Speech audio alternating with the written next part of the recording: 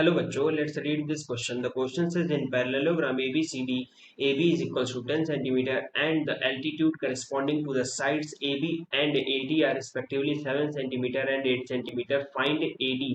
तो हम देख लेते हैं की कॉन्सेप्ट की कॉन्सेप्ट में हम देखेंगे कि एरिया ऑफ पैरेललोग्राम का फॉर्मूला क्या होता है, और वो होता है कि बेस इनटू करस्पॉन्डिंग एल्टीट्यूड।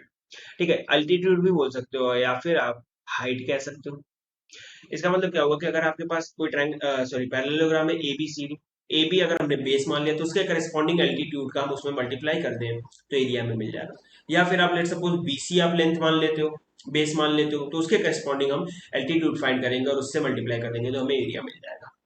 ठीक है, और एरिया ऑफ पैरेललोग्राम किसी भी बेस मतलब किसी भी साइड के रिस्पेक्ट में निकालो आप, वो सेम ही आना है क्योंकि आप उसी साइड के रिस्पेक्ट में उसके एल्टीट्यूड का ही मल्टीप्लाई कर रहे हो। तो यहाँ पर आप देखो हमें दो साइड्स दिए हुए हैं ए बी और ए डी, और उसके करस्पॉन्डिंग हमें एल्टीट्यूड दिया हुआ है। तो यानी एरिया अगर हम ए बी के रिस्पेक्ट में निकाले और ए डी के रिस्पेक्ट में निकाले, यानी इन दोनों को एक एक बार हम बेस लेकर के निकाले तो दोनों इक्वल होगा, तो हम वहां से ए डी फाइंड कर सकते हैं क्योंकि हमें एल्टीट्यूड तो पता ही है, तो ए डी फाइंड करना ईजी हो जाएगा।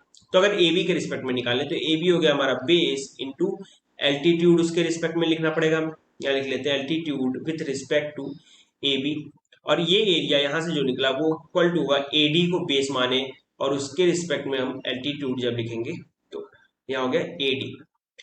अब ए बी क्या है, ए बी का लेंथ हमें 10 दिया हुआ है, altitude with respect to A B हमें 7 दिया हुआ है, इक्वल्स टू ए डी हमें फाइंड करना है, altitude with respect to A D दिया हुआ है 8। तो यहाँ से A D is equals to आ गया 70/8 और ये हो गया 8.75 सेंटीमीटर के बराबर, और ये हमारा आंसर हो जाएगा। So the final answer is 8.75 centimeter. Hope you understood it well. Best of luck. Thank you.